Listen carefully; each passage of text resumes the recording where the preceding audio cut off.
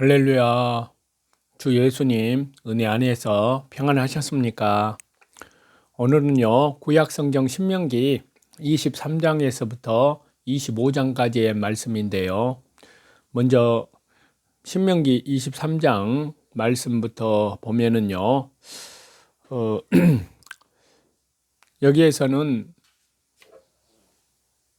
하나님 나라의 선민으로서의 바람직한 생활 그리고 자세를 규정하는 여러 규례들을 말씀하고 있습니다. 하나님은 우리와 하나님과의 수직적인 관계에 있어서나 인간과 인간끼리의 수평적 관계에 있어서나 결국 공의, 순결, 사랑이 실천되기를 원하시며 이를 명령하신다는 사실입니다. 또한 이러한 율법은 그 이법의 원리가 하나님께서 절대자요 창조자로서의 세상을 창조하신 원리와 모든 인간이 죄인이지만 그 중에 일부를 택하여 궁극적으로는 예수님 그리스도의 희생의 구속을 통하여 구원해 주시는 구속의 원리에 따라 된 것임이 자주 말씀을 하고 있습니다. 동시에 이상의 원리에 따라 각종의 율법을 입법 제정하신 하나님께서는 그것으로 그만인 것이 아니라 그 율법에 대한 순종과 불순종의 여부에 따라 분명히 축복과 저주로 보응할 것도 끊임없이 그 이면에서 말씀을 하고 계십니다.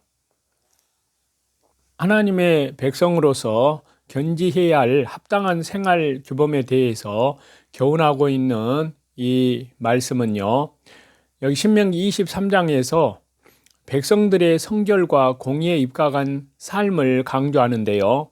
그 중에 신명기 23장은 여호와의 총회, 곧 이스라엘이 하나님께 드리는 공동 예배나 공식 집회에 참석할 수 없는 자에 대한 규례를 말씀하고 있습니다.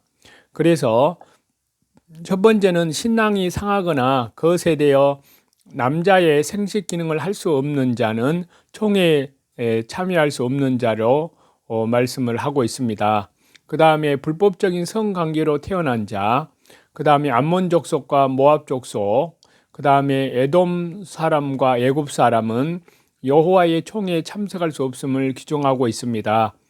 이러한 규례는요, 하나님의 거룩하심과 매우 관계가 깊습니다. 즉 하나님은 흠이 있거나 또는 도덕적인 결함이 있고 또한 하나님을 대적하고 하나님의 백성을 괴롭힌 자들을 여호와의 총회에서 제외하심으로써 하나님을 신령과 진정으로 성령과 진리로 예배하도록 말씀하고 있습니다. 또한 하나님을 예배하는 자는 도덕적으로 순결해야 할 뿐만이 아니라 하나님의 대적은 결코 하나님의 축복의 반열에 참여할 수 없음도 말씀하고 있습니다. 한편으로 하나님께서 에돔 사람과 애굽 사람들을 3대 이후의 여호와의 총회에 참여할 수 있게 허용하신 것은 특이합니다. 왜냐하면요, 사실 에돔 사람과 애굽 사람들은 이스라엘을 괴롭히고 대적한 자들로서 하나님의 총회에 영원히 참여하지 못하는 것이 당연했기 때문입니다. 그럼에도 불구하고 하나님께서 그들에게 은혜를 베푸신 이유는요, 몇 가지 이유가 있는데요. 첫째는 악을 악으로 갚지 말고 이웃에게서 받은 피해보다 그에게서 얻은 유익과 은혜를 더 기억하고 최대한의 선을 베풀 것을 교훈하시기 위함이었고요. 두 번째로는 형제의 잘못과 실수를 끄집어내기보다는 용서하고 잘 권면하도록 하기 위함이었습니다. 세 번째는요, 그뿐만이 아니라 에돔 사람들은 실상 에서의 후손들로서 이스라엘인들과는 형제국이었기 때문입니다. 그리고 애굽은 이후야 어떠했던 이스라엘이 400여 년 동안 기거했었던 곳이었기 때문에 이스라엘로서는 최소한의 사의를 표명할 필요가 있었습니다. 아무튼 이러한 규례는 하나님의 백성들로 하여금 각종 죄악과 불의를 멀리하며 성결을 유지케 하려는 데 참된 목적이 있습니다. 따라서 그 정신에 입각해서 오늘날 하나님의 자녀된 성도들이 역시 악은 물은 모양이라도 버리는 자세를 견지해야 할 것을 저와 여러분에게 말씀해 주고 있습니다. 다음은 신명기 24장인데요.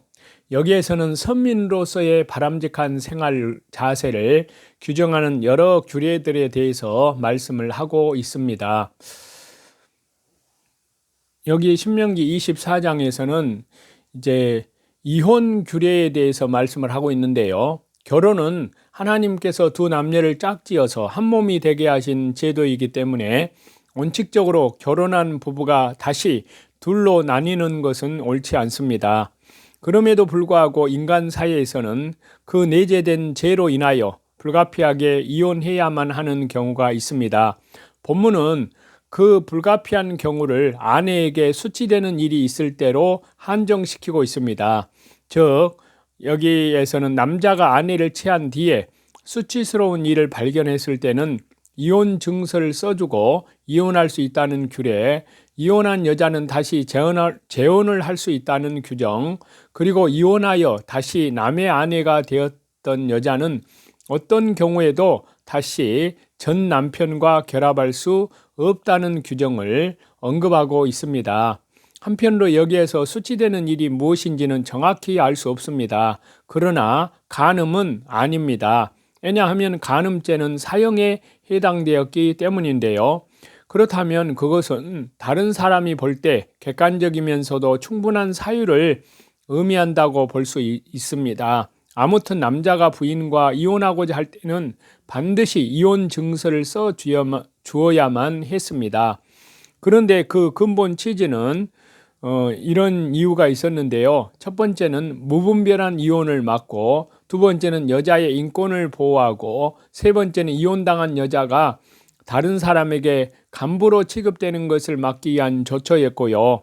이렇게 볼 때 여기 말씀의 규례에는 도덕적으로 타락하여 윤리적인 기준을 상실한 인간에게 건전한 결혼 윤리관을 제시하고 할 수만 있으면 이혼을 억제하고자 하신 하나님의 의도가 내포되어 있음을 알 수 있고요. 한편으로 구약시대에는 본문의 이 말씀의 규례가 이스라엘 백성에게만 적용되었기 때문에 이혼 사유를 수치스러운 일이라고 단순히 규정하고 있지만 신약시대에는 모든 성도에게 적용되기 때문에 음행을 했을 경우, 신앙적인 문제가 있을 경우, 고의로 유기당한 경우에 세 가지로 구체화하고 있습니다. 그런데도 불구하고 오늘날 많은 사람들이 두 사람 사이에 사소한 의견 대립이나 경제적인 문제 또는 가정적인 문제 등으로 인하여 쉽게 가정을 파괴함으로 사회적으로 심각한 병폐를 만들고 있다는 것은 매우 안타까운 일이 아닐 수 없습니다. 이혼은 하나의 풍습이나 유행이 되어서는 안 됩니다. 그런즉 이미 밝힌 세 경우에라도 서로 이해하고 용서함으로 하나님께서 맺어주신 짝을 버리는 일이 없도록 해야 할 것입니다. 즉 여하한 경우라 할지라도 하나님께서는 죄 많은 우리를 무조건적으로 사랑하신 것을 기억하고 상대를 이해하며 사랑하고 힘써 노력해서 파탄에 이르지 않도록 해야 마땅한 것임을 우리에게 가르쳐주고 있습니다. 다음은 신명기 25장인데요. 여기에서는 선민으로서의 바람직한 생활과 자세를 규정하는 여러 규례들에 대해서 말씀을 하고 있는데요. 여기 25장에서는 태형의 제도에 대해서 좀 생각을 해보려고 하는데요. 오늘날의 형벌 제도는 그 범죄의 경중에 따라 사형에서 구금 또는 명예형 등의 다양하게 있지만 고대 이스라엘 사회는 주로 사형과 체형, 그 다음에 벌금형으로 그 형벌을 구분하였습니다. 그리고 체형은 매를 때리는 태형과 다른 사람에게 해를 입힌 대로 형벌을 가하는 동해 보복형이 있었습니다. 본문은 그 중에 태형을 가하는 방법에 관한 규정인데요. 즉 본문은 재판관이 재판하여 태형에 해당하는 범죄로 확정된 자에게는 그 죄의 경중에 따라 태형을 가하되 40대 이하까지만 가하도록 규정하였습니다. 일반적으로 이러한 태형 역시 형벌 조항이기 때문에 태형이 죄값의 지불이라는 면도 없지 않으나 율법의 정신에 비추어 보면 태형은 사실 범죄자로 하여금 자기 죄를 깨닫고 개심하여 새로운 삶을 살도록 하게 하는데 그 근본 목적이 있었습니다. 따라서 범죄자라 할지라도 그 인격은 보호되어야 했고요. 생활에 지장이 미칠 정도의 형벌이 가해져서는 안 되었습니다. 그래서 그러한 의미에서 태형을 40대 이상을 초과하여 가하지 못하도록 한 것입니다. 한편으로 후대 유대인들은 태형을 집행하는 동안 재판관이 28 또는 28절 신명기 28장 58절과 59절을 낭독을 하고요. 매질이 끝나면 시편 78편 38절을 낭독하여서 하나님의 공의와 자비를 사람들에게 선포했을 뿐만이 아니라 혹시라도 잘못으로 40대를 초과하는 경우가 있을 것을 우려해서 태형은 40에서 하나를 감한 39대까지만 가했습니다. 사도 바울은 바로 이 태형을 5번이나 당했었다고 고린도후서 11장에 그렇게 말을 하고 있는데요. 아무튼 법의 적용은 공의를 세운다는 측면에서도 바로 적용되어야 하지만 보다 근본적으로는 범죄자가 자기 죄를 뉘우치고 다시 사회에 복귀하여 공동체와 조화로운 삶을 살기에 적합한 측면에서 배려되고 지혜롭게 적용되지 않으면 안 됩니다. 특별히 공동체 전체의 유익과 사회 질서를 위해서 제정된 법률이 약자를 억압하고 일부 계층의 권력의 유지를 위해 사용되어서는 안 될 것입니다. 만일 그럼에도 불구하고 사법부가 공정성을 잃고 정권의 시녀 노릇을 한다면 그 사회의 기강 및 앞날이 어떠할런지는 쉽게 짐작할 수가 있는 것입니다. 그러므로 깨어 있으라. 어느 날에 너희 주가 임할는지 너희가 알지 못한다고 주님은 말씀하십니다. 너희도 아는 바니 만일 집 주인이 도둑이 어느 시각에 올 줄을 알았더라면 깨어 있어 그 집을 뚫지 못하게 하였으리라고 말씀하십니다. 이러므로 너희도 준비하고 있으라. 생각하지 않은 때에 인자가 주님께서 재림하신다고 말씀하십니다. 충성되고 지혜 있는 종이 되어 주인에게 그 집 사람들을 맡아 때를 따라 양식을 나누어 줄 자가 누구냐? 주인이 올 때에 그 종이 이렇게 하는 것을 보면 그 종이 복이 있으리로다. 내가 진실로 너희에게 이르노니 우리 주님께서 이르신 말씀입니다.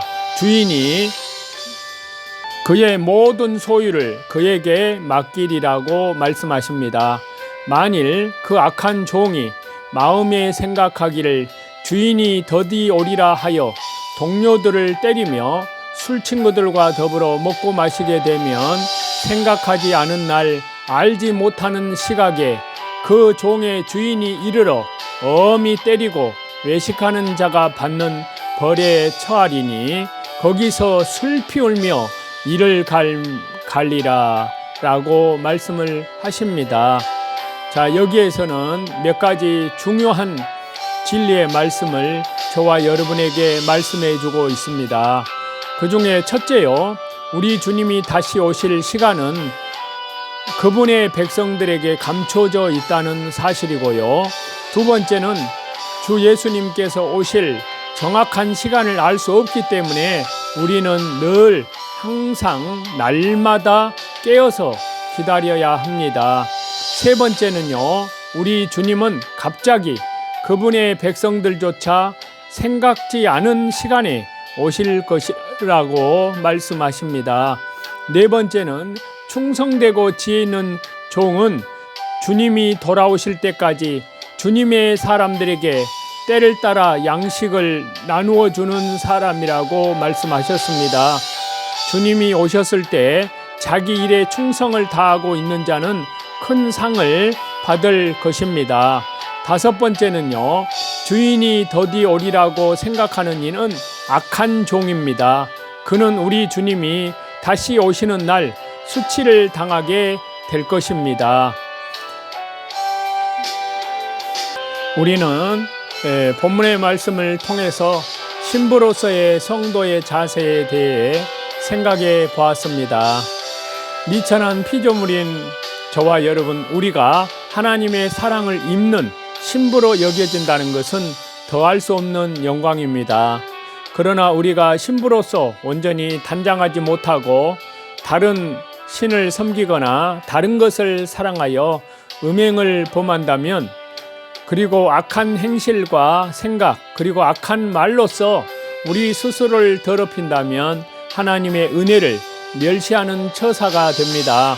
그렇기 때문에요, 우리는 오직 정결한 신부와 같이 하나님만 사랑하고 하나님을 위하여, 또한 하나님 나라와 복음을 위해서 때를 얻든지 못 얻든지 이뤄진 영혼들에게 착한 행실과 믿음의 본으로 이 생명의 복음을 전파하시는 저와 여러분이 다 되시기를 우리 주 예수 그리스도 이름으로 간절히 축원합니다. 감사합니다.